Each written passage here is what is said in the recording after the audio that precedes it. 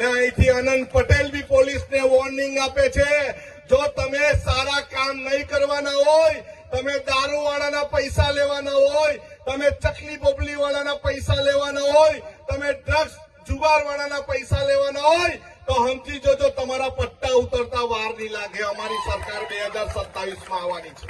તાજેતરમાં નવસારીમાં કોંગ્રેસની સભામાં ધારાસભ્ય અનંત પટેલે પણ દારૂના દૂષણ મુદ્દે પોલીસના પટ્ટા ઉતારવાની વાત કરી હતી. પણ હવે પટ્ટા ઉતારવાની ધમકી વચ્ચે એક એવો મામલો સામે આવ્યો છે જેના કારણે અનંત પટેલ બરોબર ના ફસાયા છે. વાંસદા પોલીસે અભિષેક ઉર્ફે અબલો નામના બુટલેગરને પકડ્યો છે.